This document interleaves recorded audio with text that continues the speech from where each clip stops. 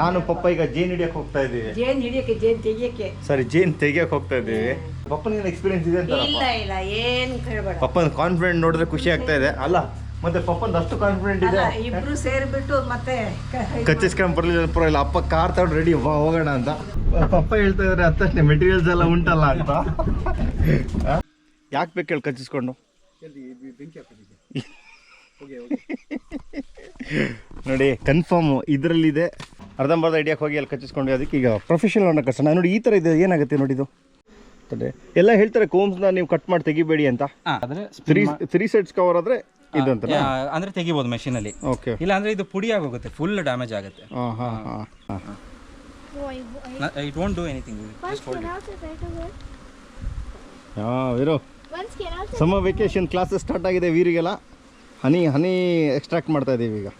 Full ಜೋಶಲ್ಲಿ ವೀರಂತೂ full ಹೋಗಿ ಅಲ್ಲಿ ಇಲ್ಲಿ ಅಂತ ಏನೇನೋ ಮಾಡ್ತಾ ಇದ್ದ. ಲಾಸ್ಟ್ ಬಾಕ್ಸ್ ತೆಗೆದು ಕಚ್ಬಿಡ್ತಾವನಿ. ನೋಡಿಲ್ಲ ನೋಡಿಲ್ಲ ಇಲ್ಲಿ ಕಚ್ಚಿರೋದು. Good morning. ಬನ್ನಿ. ಏನಮ್ಮ, ನಾನು ಪಪ್ಪ ಈಗ ಜೇನ್ ಹಿಡಿಯಕ್ಕೆ ಹೋಗ್ತಾ ಇದ್ದೀವಿ. ಜೇನ್ ಹಿಡಿಯಕ್ಕೆ, ಜೇನ್ ತೆಗಿಯಕ್ಕೆ. ಸರಿ, ಜೇನ್ ತೆಗಿಯಕ್ಕೆ ಹೋಗ್ತಾ ಇದ್ದೀವಿ. ನಾವು 2 ಜನಗೂ ಎಕ್ಸ್ಪೀರಿಯನ್ಸ್ ಇದೆ. ಪಪ್ಪನಿಗೆ ಎಕ್ಸ್ಪೀರಿಯನ್ಸ್ ಇದೆ ಅಂತ? ಇಲ್ಲ ಏನ್ ಕೇಳಬೇಡ. ಪಪ್ಪನ ಕಾನ್ಫಿಡೆಂಟ್ ನೋಡಿದ್ರೆ ಖುಷಿ ಆಗ್ತಾ ಇದೆ ಅಲ್ಲ? ಮತ್ತೆ ಪಪ್ಪಂದು ಅಷ್ಟು ಕಾನ್ಫಿಡೆಂಟ್ ಇದೆ. ಇಬ್ರು ಸೇರ್ಬಿಟ್ಟು ಮತ್ತೆ ಕಚ್ಚಿಸ್ಕೊಂಡ್ ಬರ್ಲಿಲ್ಲ ಪರವಾಗಿಲ್ಲ, ಅಪ್ಪ ಕಾರ್ ತಗೊಂಡು ರೆಡಿ ಹೋಗೋಣ ಅಂತ. ಎಲ್ಲ ರೆಡಿನಾ? ಜೇನ್ ತೆಗಿಯೋಕ್ಕಿದೆ, ರೆಡಿ ಇದೆ ನೋಡಿ. ಎಲ್ಲ ರೆಡಿ ಇದೆ.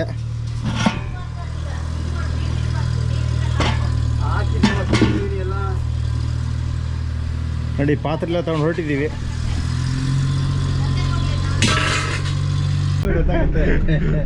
ಪಪ್ಪ ಹೇಳ್ತಾ ಇದಾರೆ ಅತ್ತಷ್ಟೇ ಮೆಟೀರಿಯಲ್ಸ್ ಎಲ್ಲ ಉಂಟಲ್ಲ ಅಂತ. ಏನು ಪಾಪ ಮೆಟೀರಿಯಲ್ಸು? ತೆಂಗಿನ ಚಿಪ್ಪು ಅಭ್ಯಾಸ ಇದೆಯಾ ನಿನಗೆ? ಬೆಂಕಿಪಟ್ಟಣ ನಾನು ಸ್ಪಾಟ್ ಮಾಡಿದ್ದೀನಿ ಎಲ್ಲೆಲ್ಲ ಜೇನ್ ಡಬ್ಬದಲ್ಲಿ ಜೇನ್ ಇದೆ ಅಂತ. ಈಗ ಪಪ್ಪಂಗೆ ಹೇಳೋದು ಇವತ್ತು ಮಳೆ ಇದೆ. ನಿನ್ನೆ ಮತ್ತೊಂದು ಗುಡ್ ನ್ಯೂಸ್ ಏನಂತಂದ್ರೆ 60 ಸೆಂಟ್ಸ್ ಮಳೆ ಬಂದಿದೆ. ನೀ ತೆಗಿತೀಯಾ? ಯಾಕೆ ಬೇಕು ಹೇಳಿ ಕಚ್ಚಿಸ್ಕೊಂಡು? ನೋಡಿ ಕನ್ಫರ್ಮ್ ಇದರಲ್ಲಿದೆ ಮತ್ತು ಅದರಲ್ಲಿದೆ ಜೇನು. ಬನ್ನಿ ತೆಗಿಯೋಣ ಈಗ.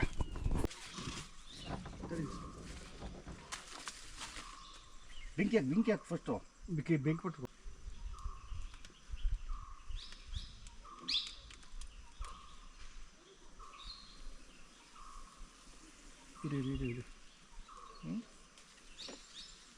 ಹಂಗೆ ತಗೊಂಬ.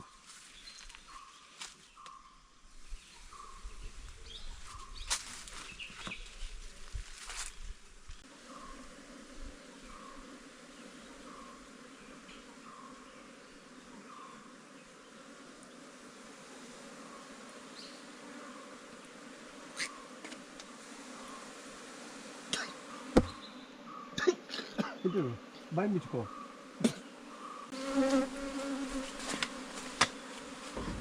ಹೆಂಗಾಗ್ತದೆ ಇದಕ್ಕೆ? ಒಂದು ಸ್ವಲ್ಪ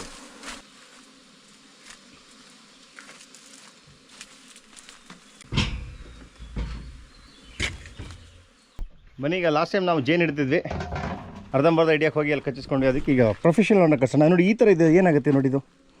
ಇದು ಕಾಲನಿ ಸ್ಪ್ಲಿಟ್ ಆಗಿದೆ ಅನ್ಸುತ್ತೆ. ಕ್ವೀನ್ ಇದಾಗಿರೋ ಥರ ಕಾಣ್ತಾ ಇದೆ. ಓ, ಕ್ವೀನ್ ಹೋಗಿದೆ ಅಂತೀರಾ? ಅಂದರೆ ಬಿಹೇವಿಯರ್ ನೋಡಿದಾಗ ಓಕೆ ಸ್ವಲ್ಪ ಹಂಗೆ ಅನ್ಸುತ್ತೆ. ಓಪನ್ ಮಾಡಿದಾಗ ಒಂದು ಕ್ಲಾರಿಟಿ ಸಿಗುತ್ತೆ. ಹೌದಾ? ಓಕೆ. ಸ್ಪ್ಲಿಟ್ ಅಟ್ಲೀಸ್ಟ್ ಸ್ಪ್ಲಿಟ್ ಆದರೂ ಆಗಿರುತ್ತೆ ಇದು ಕಾಲನಿ. ನೀವು ತಂದಿಟ್ಟ ಮೇಲೆ ಚೇಂಜ್ ಆಗ್ಬಿಟ್ಟಿರುತ್ತೆ ಅಂತೀರಾ? ಅಂದರೆ ಸ್ವಾಮಿಂಗ್ ಆಗುತ್ತಲ್ಲ. ಓಕೆ. ಸೊ ಅದು ಆಗಿರೋ ಚಾನ್ಸಸ್ ಇರುತ್ತೆ ಅಂತ. ಓಕೆ. ಇಲ್ಲಿ ಹನಿ ಇಲ್ಲ. ಇದೆಲ್ಲ ಬ್ರೂಡ್. ತೋರಿಸ್ತೀನಿ. ಏನು ಹೇಳ್ತಾರೆ ಇದಕ್ಕೆ? ಬ್ರೂಡ್ ಅಂತ ಹೇಳ್ತೀವಿ. ಅಂದರೆ ಬ್ರೂಡ್ ಅಂದರೆ ಎಗ್, ಲಾವಾ, ಪ್ಯೂಪಾ. ಸೊ ಅದನ್ನು ಸೇರಿಸಿ ಓವರ್ ಆಲ್ ನಾವು ಬ್ರೂಡ್ ಅಂತ ಹೇಳ್ತೀವಿ. ಓಕೆ. ಇಲ್ಲ ಎಗ್ಸ್, ಇದೆಲ್ಲ ಎಗ್ಸ್. ಇದೆಲ್ಲ ಮೇಲ್ ಅಥವಾ ಡ್ರೋನ್ಸ್ ಅಂತ ಏನು ಹೇಳ್ತೀವಿ, ಅದರದ್ದು ಎಗ್ಸ್. ಸೊ ಇದು ಕಾಲನಿ ಸ್ಪ್ಲಿಟ್ ಆಗಿದೆ. ಇದು ಸ್ವಾಮಿಂಗ್ ಆಗಿದೆ.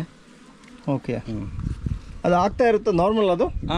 ಅಂದರೆ ಏನಾಗುತ್ತೆ, ಸೊ ಯಾವಾಗಲೂ ಅಷ್ಟೇ ಬೀಸು ನಿಮಗೆ ಅದ್ರ ಸಂತಾನ ಅಭಿವೃದ್ಧಿ, ಸೊ ಮಲ್ಟಿಪ್ಲಿಕೇಶನ್ ಆಗ್ತಾನೆ ಇರುತ್ತೆ. ಓಕೆ. ಸೊ ಹೆಂಗೆ ಅಂದರೆ ಪೆಟ್ಟಿಗೆಯಲ್ಲಿ ಫುಡ್ ಸ್ಟಾಕ್ ಇತ್ತು ಅಂದಾಗ, ಸೊ ಈಗ ಒಂದು 5-10 ಇಯರ್ಸಿಂದ ಹೆಂಗಾಗಿದೆ ಅಂದರೆ ಕಾಲನೀಸು ಆದಷ್ಟು ಮಲ್ಟಿಪ್ಲೈ ಆಗಕ್ಕೆ ನೋಡ್ತವೆ. ಅಂದರೆ ನೇಚರಲ್ಲಿ ಫುಡ್ ಶಾರ್ಟೇಜ್ ಇದೆ ಬೀಸಿಗೆ.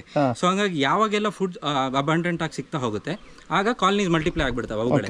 ಅಂದ್ರೆ ಅದರ ಸಂತಾನನ ಅದು ಏನು ಉಳಿಸ್ಕೋಬೇಕು, ಆ ಇಂಟೆನ್ಷನ್ ಅಲ್ಲೇ ಸ್ಪ್ಲಿಟ್ಟಿಂಗ್ ಆಗೋದು.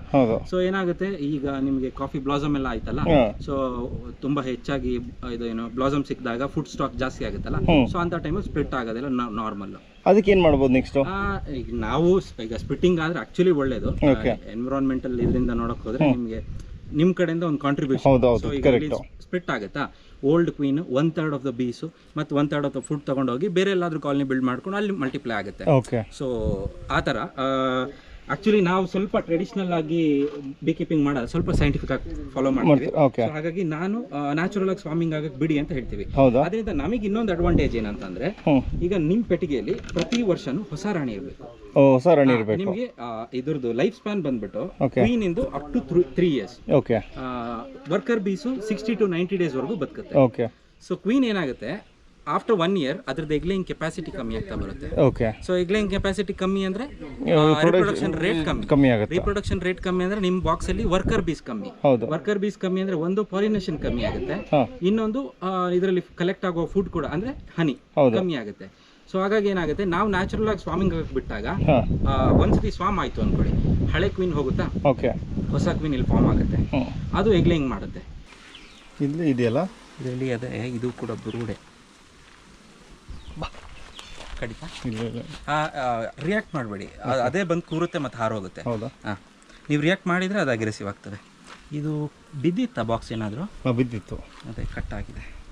ಇದೆಲ್ಲ ಬ್ರೂಡ್ ಸರ್. ಈ ಕಡೆ ಬನ್ನಿ ತೋರಿಸ್ತೀನಿ. ಟೆಂಪ್ರೇಚರ್ ಜಾಸ್ತಿ ಆಗ್ತಾ ಇದೆಯಲ್ಲ, ಸೊ ಹಂಗಾಗಿ ಸ್ವಾಮಿಗೆ ಪ್ಲ್ಯಾನ್ ಮಾಡ್ತಾ ಇದೆಯಾ. ಇದು ಇದನ್ನೆಲ್ಲ ಕಟ್ ಮಾಡಿ ತೆಗೆದ್ರೆ ಕಾಲನಿಗೆ ಹೆಲ್ಪ್ ಆಗುತ್ತೆ. ಕಟ್ ಮಾಡ್ತೀರಾ ಈಗ? ಎಲ್ಲ ಹೇಳ್ತಾರೆ ಕೋಮ್ಸ್ನ ನೀವು ಕಟ್ ಮಾಡಿ ತೆಗಿಬೇಡಿ ಅಂತ. ಕೋಮ್ಸು ನಿಮಗೆ ಮಿಷಿನಲ್ಲಿ ಎಕ್ಸ್ಟ್ರಾಕ್ಟ್ ಮಾಡಬೇಕು ಅಂತಂದ್ರೆ ಇಂಟ್ಯಾಕ್ಟ್ ಆಗಿರಬೇಕು. ಅಂದ್ರೆ 4 ಸೈಡು ಅಟ್ಲೀಸ್ಟ್ 3 sides ಆದ್ರೂ ನಿಮಗೆ ಕೋಮ್ಸ್ ಬಿಲ್ಡ್ ಆಗಿರಬೇಕು, ಪ್ರಾಪರ್ ಆಗಿ ಅಟ್ಯಾಚ್ ಆಗಿರಬೇಕು. 4 ಈಗ ಈ 4 ಏನೋ ಫ್ರೇಮ್ಸ್ ಸೈಡ್ಸ್ ನೋಡ್ತೀರಾ, ಇದು ಕ್ಲೀನ್ ಆಗಿ ಅಟ್ಯಾಚ್ ಆಗಿರಬೇಕು, ಅಟ್ಲೀಸ್ಟ್ ಒಂದು 3 sides ಆದ್ರೂ. ಇದು ಅಡ್ಡದಿಡ್ಡಿ ಕಟ್ಟಿದೆಯಲ್ಲ, ಸೊ ಅಂದ್ರೆ ನಾವು ಒಂದು ಏನಂದ್ರೆ ವ್ಯಾಕ್ ಶೀಟ್ ಹಾಕಿ ಮಾಡಿದ್ರೆ ನಿಮಗೆ ಕಂಪ್ಲೀಟ್ ಆಗಿ ಸೀಲ್ ಆಗಿರುತ್ತೆ, ಪ್ರಾಪರ್ ಆಗಿ ಅಟ್ಯಾಚ್ ಆಗಿರುತ್ತೆ. ಸೊ ಆ ಕೋಮ್ ನ ನಾವು ಮಿಷಿನ್ ಹಾಕಿ ಎಕ್ಸ್ಟ್ರಾಕ್ಟ್ ಮಾಡಬಹುದು. ಸೊ ಇದೆಲ್ಲ ಸೂಪರ್ ಅಲ್ಲಿ ವರ್ಕ್ ಮಾಡದೇ ಇರೋಂಥದ್ದು. ಅಂದ್ರೆ ಅಡ್ಡದಿಡ್ಡಿ ಕಟ್ಟಿದೆ, ಕರೆಕ್ಟ್ ಆಗಿ ವರ್ಕ್ ಮಾಡದಿಲ್ಲ ಇರೋದ್ರಿಂದ ನಾವ್ ಇದನ್ನ ಕಟ್ ಮಾಡಿದ್ರೆ ಬೇರೆ ಆಪ್ಷನ್ ಇಲ್ಲ. ಇದನ್ನ ಮಿಷಿನ್ ಹಾಕಿದ್ರೆ ಪುಡಿ ಆಗುತ್ತೆ. ಸೊ ಅಲ್ಲಿ ಮಿಷಿನ್ ಅಲ್ಲೆಲ್ಲ ಇದಾಗುತ್ತೆ. ಆದ್ರೆ 3 sides ಕವರ್ ಆದ್ರೆ ಅಂದ್ರೆ ತೆಗಿಬಹುದು ಮೆಷಿನ್ ಅಲ್ಲಿ. ಇಲ್ಲ ಅಂದ್ರೆ ಇದು ಪುಡಿ ಆಗೋಗುತ್ತೆ, ಫುಲ್ ಡ್ಯಾಮೇಜ್ ಆಗುತ್ತೆ. ಸೊ ಹಾಗಾಗಿ ಇದಕ್ಕೆ ಕಟ್ ಮಾಡಿ ತೆಗೆದಲ್ಲ ಬೇರೆ ಆಪ್ಷನ್ ಇಲ್ಲ. ಹೆಂಗಿದೆ ಎಕ್ಸ್ಪೀರಿಯನ್ಸ್? ನೈಸ್. ಹೆಂಗಿದೆ? ಚೆನ್ನಾಗಿದೆಯಾ? It's actually natural.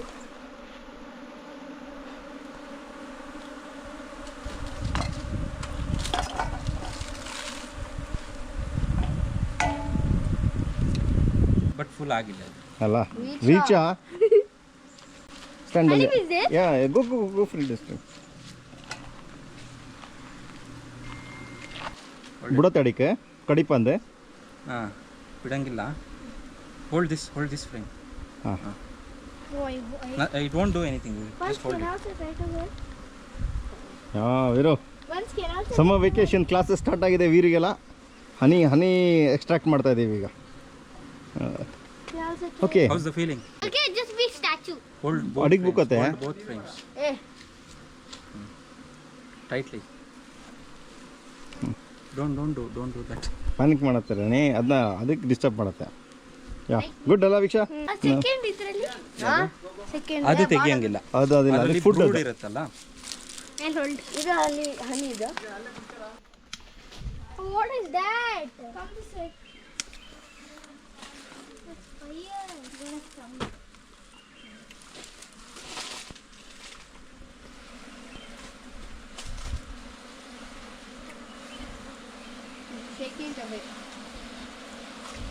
ಇಷ್ಟೇ ಸಾಕು. ಅಷ್ಟೇನಾ? ಜಾಸ್ತಿ ಕೊಟ್ರೆ ಮತ್ತೆ ಅವುಗಳು ತುಂಬಾ ಡಿಸ್ಟರ್ಬ್ ಆಗಿಬಿಡ್ತವೆ. ನೇಚರಲ್ಲಿ ವೈಲ್ಡ್ ಫೈರ್ಸ್ ಎಲ್ಲ ಬರುತ್ತಲ್ಲ, ಆ ಟೈಮಲ್ಲಿ ಏನೋ ಸ್ಮೋಕ್ ಬಂದ್ರೆ ಬೀಸ್ ಏನ್ ಮಾಡುತ್ತೆ, ಅಲ್ಲಿರೋ ಫುಡ್ ಸೋರ್ಸ್ನೆಲ್ಲ ಪೆಟ್ಟಿಗೆ ಒಳಗಿರುತ್ತಲ್ಲ ಫುಡ್, ಹನಿ ನೆಕ್ಟರ್ ಆಗಲಿ ಹನಿ ಆಗಲಿ, ಅದನ್ನೆಲ್ಲ ಕಲೆಕ್ಟ್ ಮಾಡ್ಕೊಂಡು ಹೊಟ್ಟೆಲ್ ತುಂಬಿಸ್ಕೊಳ್ಳೋದಕ್ಕೆ ಡೈವರ್ಟ್ ಆಗುತ್ತೆ. ಇಲ್ಲಿ ನಮಗೆ ಯಾರೋ ಡಿಸ್ಟರ್ಬ್ ಮಾಡ್ತಿದ್ದಾರೆ ಅನ್ನೋದನ್ನ ಮರ್ತು ಬಿಡುತ್ತೆ. ಸೊ ಆ ಡೈವರ್ಷನ್ಗೋಸ್ಕರ ಸ್ಮೋಕ್ ಯೂಸ್ ಮಾಡ್ತಾರೆ. ಒಂದು ವೈಲ್ಡ್ ಫೈರ್ನ ರಿಕ್ರಿಯೇಟ್ ಮಾಡಿರೋ ಥರ ಅವುಗಳಿಗೆ ಫೀಲ್ ಮಾಡೋಕ್ಕಷ್ಟೇ. Can you see that licking? ಸ್ವಲ್ಪ ಕ್ಲೋಸ್ ಅಪ್ ನೋಡಿದ್ರೆ ನೀವು ಬೀಸ್ ಹನಿ ಲಿಕ್ ಮಾಡೋದೆಲ್ಲ ಸಿಗುತ್ತೆ ಶೋ. ಹೌದಾ? Can you not see licking honey? ನಿಮ್ಮ ಟಾಪಲ್ಲಿ ಕಾಣ್ತಾ ಇದೆಯಲ್ಲ ಅದು ನಿಮಗೆ ಟಂಗ್ ಎಲ್ಲ ಕಾಣುತ್ತೆ ನೋಡಿ. ಸೊ ಅದು ಲಿಕ್ ಮಾಡ್ತಾ ಇರೋದು ಸ್ಮೋಕ್ ಮಾಡಿದ್ವಲ್ಲ, ಸೊ ಅದಕ್ಕೆ. ಫುಲ್ ಜೋಶಿಯಲ್ಲಿ ವೀರಂತೂ ಫುಲ್ ಹೋಗಿ ಅಲ್ಲಿ ಇಲ್ಲಿ ಅಂತ ಏನೇನೋ ಮಾಡ್ತಾ ಇದ್ದ. ಲಾಸ್ಟ್ ಬಾಕ್ಸ್ ತೆಗೆದು ಕಚ್ಬಿಡ್ತಾವನಿಗೆ. ನೋಡಿಲ್ಲ ನೋಡಿಲ್ಲ ಇಲ್ಲಿ ಕಚ್ಚಿರೋದು Show camera. ಇಲ್ಲಿ Cat camera. Oh, there. ಎಲ್ಲರೂ ನಗಾಡ್ತಿದ್ದಾರೆ ವೀಕ್ಷ ಶ್ರೇಯಾನ್ ಎಲ್ಲ. ನೋಡಿ ರಂಜಿತ್ ಅವ್ರು ಬಂದಿದ್ರು, ನಮ್ಗೆ ಸಖತ್ ನಾಲೆಜ್ ಕೊಟ್ಟರು. ನಮ್ಮಿಂದ ನಿಮಗೂ ನಾಲೆಜ್ ಸಿಕ್ಕಿರುತ್ತೆ. ನಾನು ಕಾಂಟ್ಯಾಕ್ಟ್ ಮಾಡ್ತೀನಿ ನಿಮಗೆ. ಥ್ಯಾಂಕ್ ಯು ಅಂದರೆ. ಹಾಂ, ಥ್ಯಾಂಕ್ ಯು ವೆರಿ ಮಚ್. ಸಿಗೋಣ. Know that they ride or die. I keep boys by my side.